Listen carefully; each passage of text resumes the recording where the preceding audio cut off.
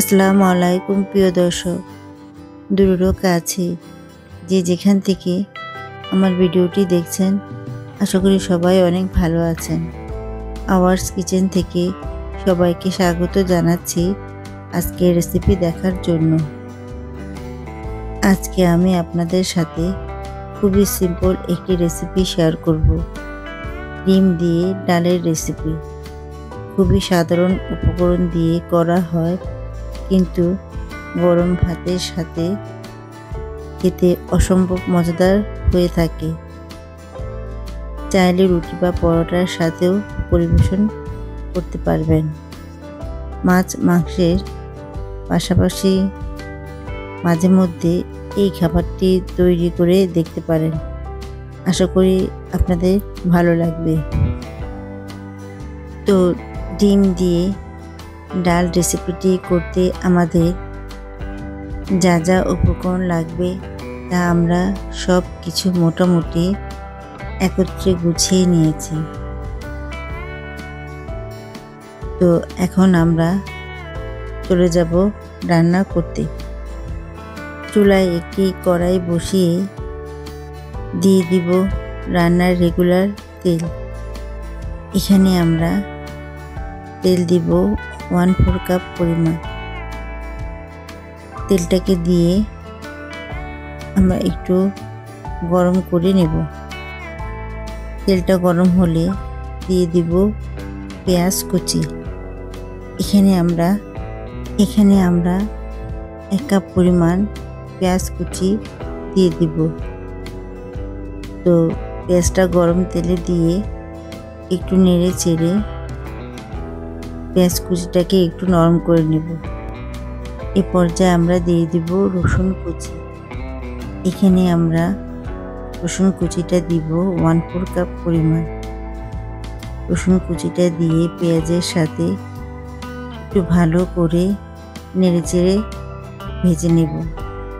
তো রসুন কুচিটা আমাদের মোটামুটি নরম করে ভাজা হয়ে গিয়েছে। তো এ পর্যায়ে আমরা দিয়ে দিব হলুদের গুঁড়া। হলুদের গুঁড়াটা দিব 1 চা চামচ পরিমাণ। দিয়ে দেব লাল মরিচের গুঁড়া 1.5 চা চামচ পরিমাণ। স্বাদ মতো লবণ দিয়ে মশলাগুলোকে পেঁয়াজ ও তেলের সাথে ভালো করে একটু নেড়ে চেড়ে নেব। তো নাড়াচাড়া হয়ে গেলে দিয়ে দিব পানি। এখানে আমরা 1/2 কাপ পরিমাণ পানি দিয়ে একটু নেড়ে চেড়ে ঢাকনা দিয়ে ঢেকে মশলাটাকে কিছুক্ষণ আমরা কষিয়ে নেব। তো ফিরে আসলাম আমরা কিছুক্ষণ পর। মশলাটা আমাদের মোটামুটি কষানো হয়ে গিয়েছে। তো এখন আমরা দিয়ে দিব ডাল। তো ডিম ও ডালটা রান্না করব আমরা মসুর ডাল দিয়ে। এখানে আমরা 1.5 কাপ পরিমাণ মসুর ডাল দিয়ে দিব।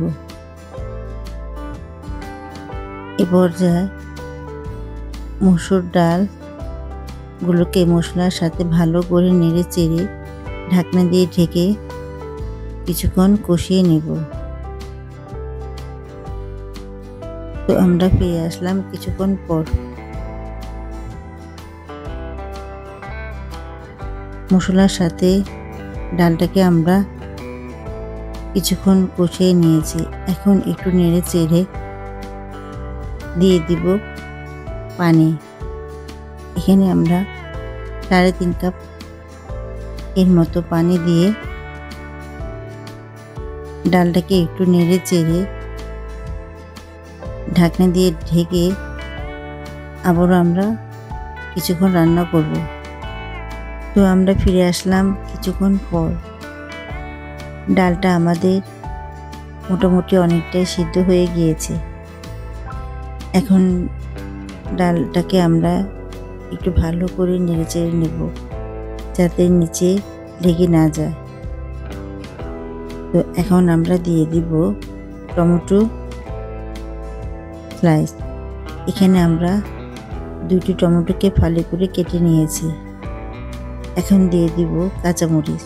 এখানে আমরা 6টির মতো কাঁচামরিচ ফালি করে কেটে নিয়েছি। তো টমেটো ও কাঁচামরিচটা দিয়ে ঢাকনা দিয়ে ঢেকে আবারও আমরা কিছুক্ষণ রান্না করব। তো ফিরে আসলাম আমরা কিছুক্ষণ পর। এখন একটু নেড়েচেড়ে নিব। ডালটা অনেকটাই ঘন হয়ে এসেছে, আর ডালটাকে আমরা ঢাকনা খুলে মাঝে মাঝে একটু নেড়েচেড়ে দেব যাতে নিচে লেগে না যায়। তো এখন আমরা দিয়ে দিব ডিম। এখানে আমরা 6টি ডিম নিয়েছি। এখন ডিমগুলোকে আস্তে আস্তে ভেঙে আমরা চারদিকে পিছিয়ে দেব। তো একে একে মোটামুটি সবগুলো ডিম আমাদের দেওয়া হয়ে গিয়েছে। ডিমটা দেওয়া হয়ে গেলে ঢাকনা দিয়ে ঢেকে 5-6 মিনিট রান্না করে নেব। তো আমরা প্রায় 6 মিনিট পর ফিরে আসলাম। তো ডিমগুলো আমাদের ডালের সাথে সুন্দর মতো রান্না হয়ে গিয়েছে। এখন আমরা দিয়ে দিব ধনেপাতা কুচি। এখানে আমরা 1/3 কাপ পরিমাণ ধনেপাতা কুচি নিয়েছি।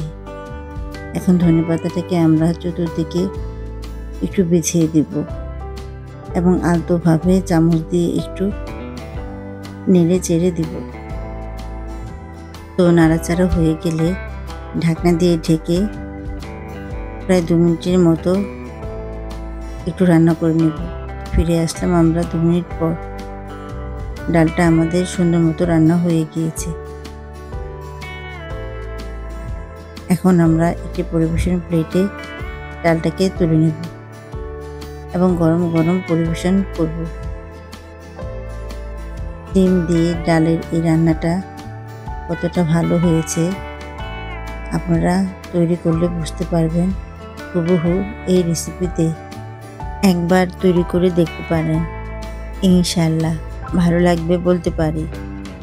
আর ভালো লাগলে আমার চ্যানেলটাকে আপনারা সাবস্ক্রাইব করে রাখতে পারেন পরবর্তী সব নতুন রেসিপির জন্য। তো সবাই অনেক ভালো থাকবেন আর আমার জন্য দোয়া করবেন। ততক্ষণ পর্যন্ত আল্লাহ হাফিজ।